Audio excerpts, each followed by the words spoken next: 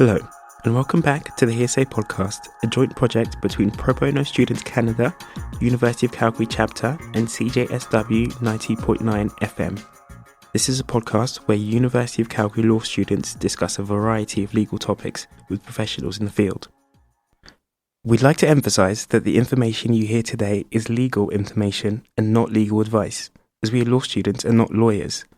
This podcast is purely for informational purposes. If you do require legal advice, please consult a lawyer, as there is no substitute for a professional. Joining us today is Emily Laidlaw, who is a law professor at the University of Calgary. She researches in the areas of technology regulation, cybersecurity and human rights, with a focus on platform regulation, online harms, privacy, freedom of expression and corporate social responsibility. She is a Canada Research Chair in Cybersecurity Law, a Network Director of the Canadian Network on Information and Security, and a member of the Institute for Security, Privacy and Information Assurance. She's also the author of the book Regulating Speech in Cyberspace, Gatekeepers, Human Rights and Corporate Responsibility. This time, we pick up our discussion on Canada's proposed internet safety regulations, the idea of lawful but awful, and how a regular Canadian can weigh in with their opinion, regardless of where they stand on this issue.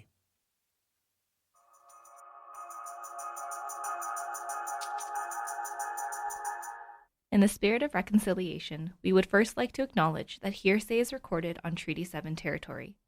We acknowledge that Treaty 7 territory is the traditional and ancestral territory of the Blackfoot Confederacy, consisting of the Kainai, Piikani, and Siksika, as well as the Tsuut'ina Nation and Stoney Nakoda First Nation.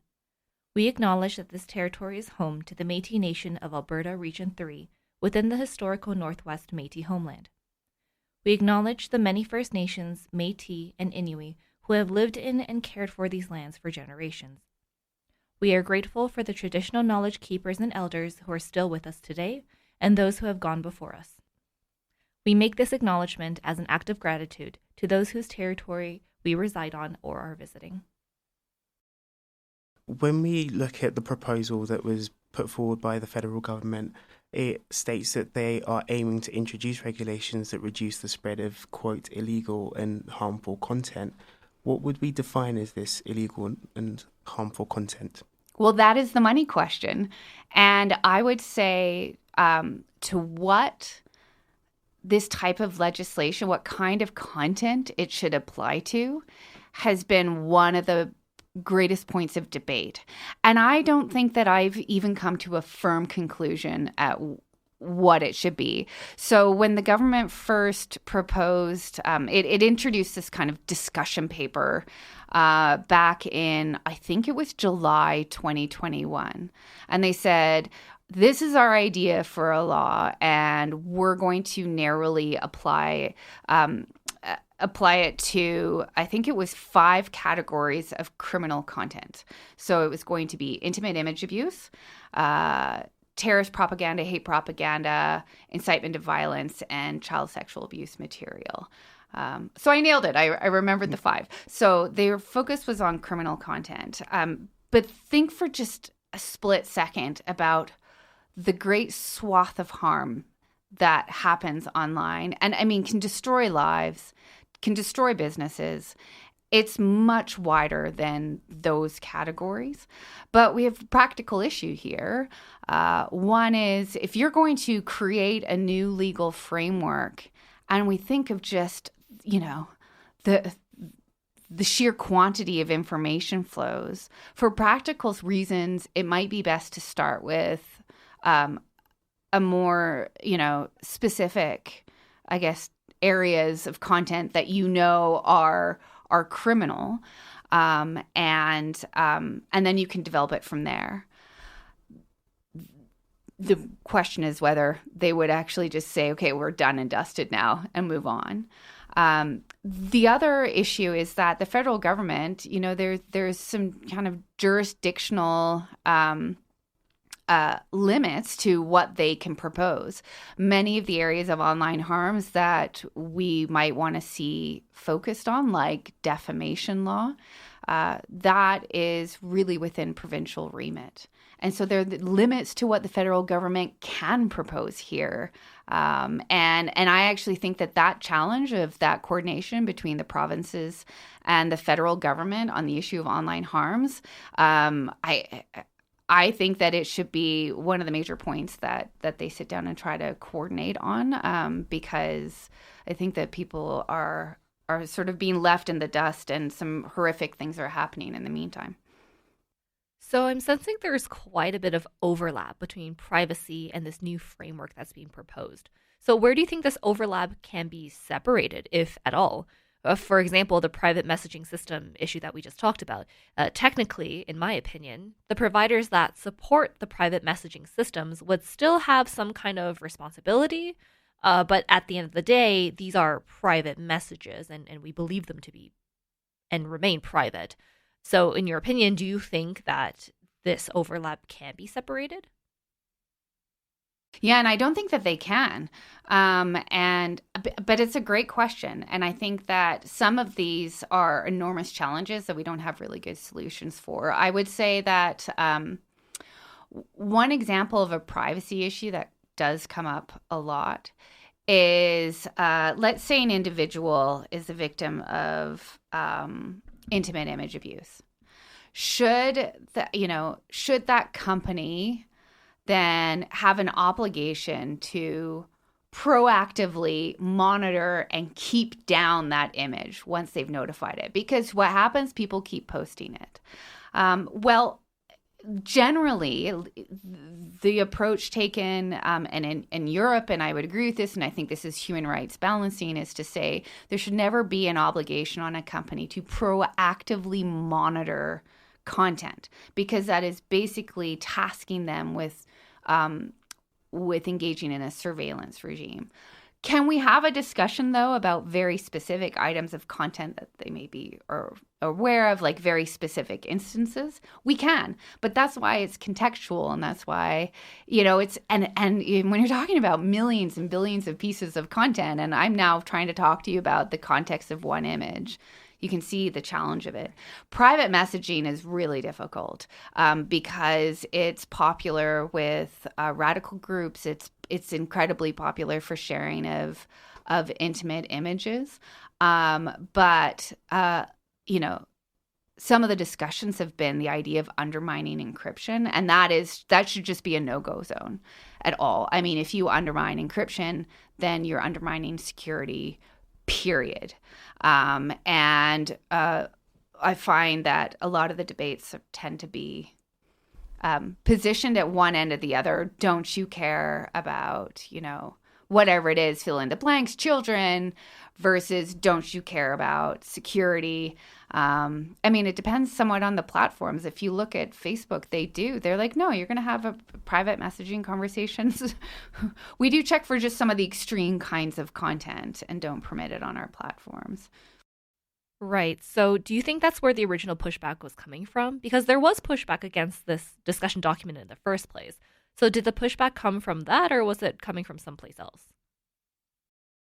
Some of the pushback was about private messaging. I'd say the major complaint was the idea that they were just focused on content takedown and that 24-hour rule, which most working in this area have kind of rejected as a problematic solution and doesn't actually solve the system problem that you're facing. I mean, that doesn't solve the algorithmic amplification issue that eating disorder content is being pushed to children, that children are developing, tics. And Olu is in my class, and we discussed this just this week about how, videos on TikTok were being pushed to children, and they basically suddenly had this like rash of kids with tics.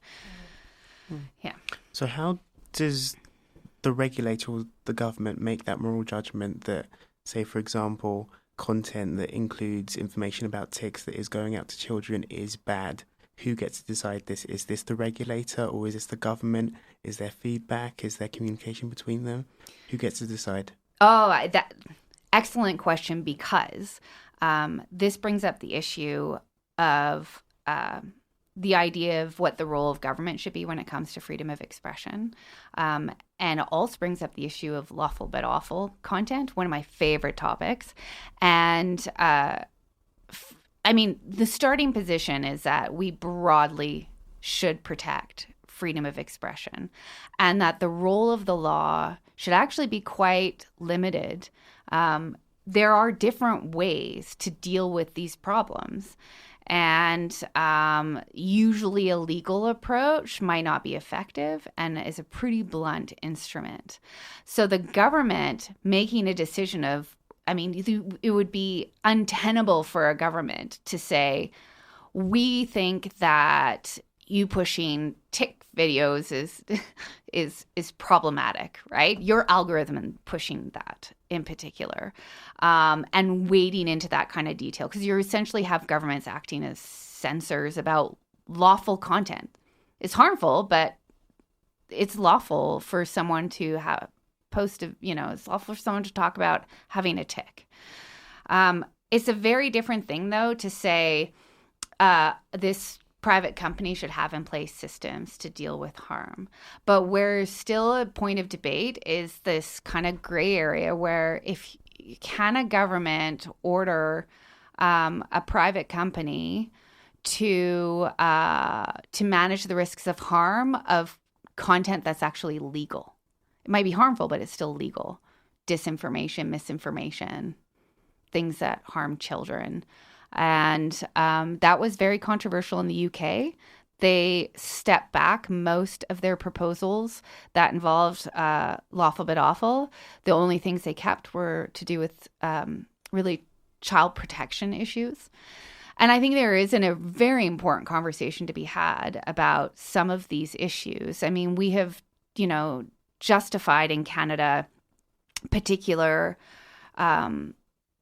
restrictions on advertising because of the influence it has over children, right? Everyone reads that case as a first-year law student. But that was on the basis of saying, look, we know they're particularly vulnerable population, that it manipulates their minds. So it's justifiable in this case to have kind of certain, legal restrictions in place. And so I think we need to wade into a few of the higher risk categories here and maybe start with the issue of children. But it could never be the government picking and choosing that particular content. So this whole lawful but awful situation, for the listeners that have no idea how our legal system works, is this proposed bill supposed to address the unlawful issues? And if so, what happens to the rest of the lawful but awful situations? Are there any other ways that aren't necessarily legal, but are there ways for us to address the remaining scenarios? Yes, well, it depends what the mandate ends up being of the regulator. My hope would be that the regulator has a broad mandate to engage with industry, to engage in education, because I think that even codes of practice, voluntary codes, working with civil society and industry might be an important way forward. And then perhaps there might be regulations down the road to deal with some of this kind of lawful but awful. The only thing that I question is what happens if, say, a regulator decides that they want to take on the issue of mis and disinformation, even though it's not actually listed in the law. I mean, arguably, then that's outside their remit, even if the focus is on education and codes of practice. So what we could face here is that, when I go into rooms often non-lawyers, and they say, these are the big things I'm concerned about. And I go, 95% of what you've just listed falls into the category of lawful but awful. And so there's a really good chance that this law that everyone, well, not everyone, but those concerned groups really want to see passed might not actually even address the issues that they're concerned about. So you spoke about Canada being a late mover in this space. You have had experience in the UK and with Europe as well. Can you explain a bit of what they've done, and would you say that it's been successful? Do they need to do more? How has it been with people that have moved and acted on this topic? Yeah, so I explained that Canada does not have a comprehensive law. In contrast, and I won't dive into it too much, but I can say the US law gives a broad immunity to platforms, and they passed that law in 1996. Europe passed a law that's almost like our defamation law, but for all unlawful content. And they passed it in the year 2000. So the obligation essentially for hosts of content would be a notice and takedown regime, that if they, acquire knowledge that if something's illegal, any type of legal, copyright infringing, terrorist propaganda, defamation, then they have a duty. They essentially need to act to take it down. Otherwise, they risk liability for that content. But that was where we sat for a while. And it was like you had these two different models between Europe and the US, both flawed, but operational since 1996 and 2000. But suddenly now there has been a huge amount of change. The new models, I don't know if they'll be successful because they're so new. So Europe passed the Digital Services Act, and I think it's a game changer. I think it's going to be a game changer like the GDPR was for privacy globally. And it's because it is pretty far-reaching, and it imposes due diligence obligations. Now, there's all kinds of different obligations on it, but I think that the most important would be very large online platforms. The really big guys, they are going to have special obligations to manage the systemic risks. So they're going to have to enable researchers to essentially lift the lid on how they're operating. They're going to have to engage in transparency reporting on very specific issues, even mis and disinformation. Yeah, so it's pretty broad ranging, but that is really new. So it's not even fully implemented yet. UK just finally passed the online safety bill a few weeks ago. So it's not operational yet either. It has not been implemented, but I will say that I really hope Canada does not follow in the footsteps of the UK to the extent that it took maybe 5 or 6 years of heavy debate for that bill to pass. And there is a lot to criticize about it. I'm more sympathetic. It introduces the idea that companies have a duty of care. It took so long because they tried to be quite, in my view, from the outside, responsive to all the variation. Well, there's different types of platforms and there's different types of content and this and that. And so now you have a bill, or I guess now legislation, that's 250 pages long. Oh my goodness. It is horribly complicated in the end, and I really hope that's not where Canada goes with it. So there's they're now on their second iteration of intermediary liability laws, and we don't have one. So do you think it's better for Canada to have a broader bill or proposed legislation rather than just a detailed 200-page regime? Yes, I do. Okay. I think that it would be a huge mistake to be granular, but this is the big tension because this is so contextual. It's an evolving area. So there is a lot that needs to be kicked to a regulator to develop, right? But that's also the point of friction. It's the problem because it asks us to have so much faith that the office, whoever's leading it, is sensitive enough that they really balance. Like, this is really a human rights regulator. That's what this is. And kind of develops it the way that it needs to be developed. But also, if the legislation isn't detailed enough, it creates a tremendous amount of uncertainty for businesses operating in Canada. And it's not just the TikToks of the world. There's all kinds of small platforms. Depending on who's in scope, huge numbers of parties impacted and individuals in the process and groups that are really impacted by harms. So we have seen all kinds of debates about various laws that have come forward recently in broadcasting and telecoms with Bill C-11, online news with Bill C-18, Bill C-27 and privacy and artificial intelligence. And some of the major criticisms have been, this isn't detailed enough. Like you're leaving everything to the CRTC to figure out later.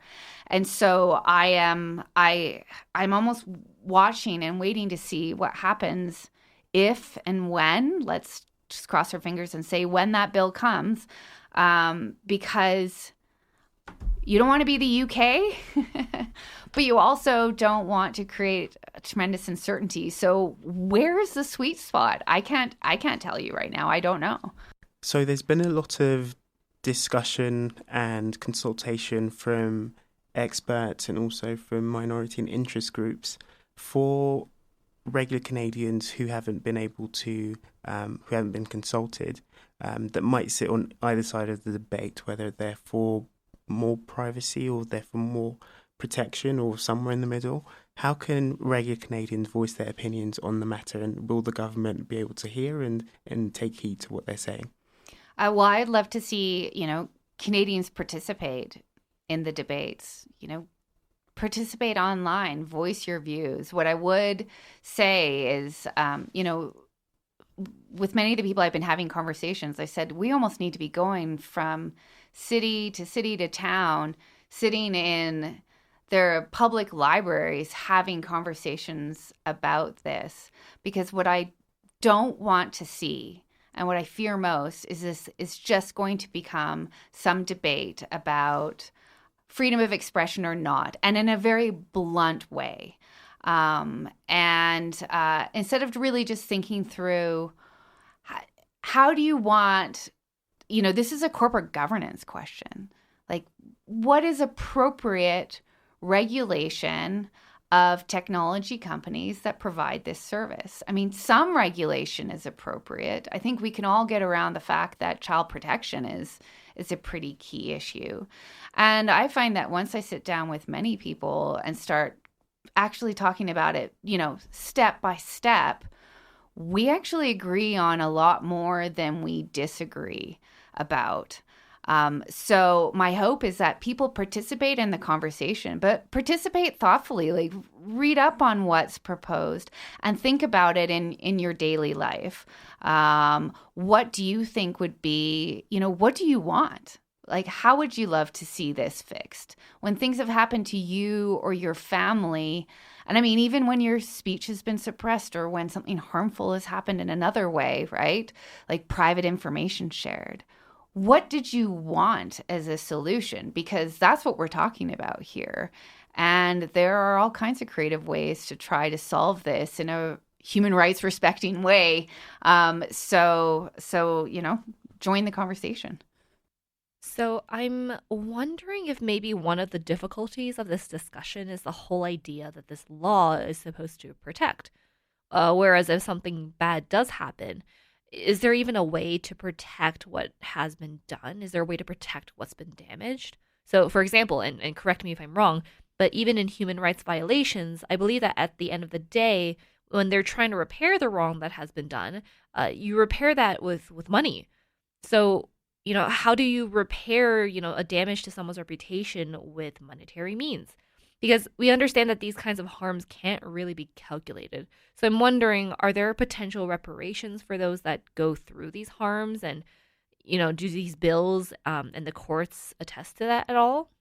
Well, yeah, and when you see it in different subject areas. So there's been a lot of work in trying to make it easier for people who have been the victims of intimate image abuse to be able to get that content taken down.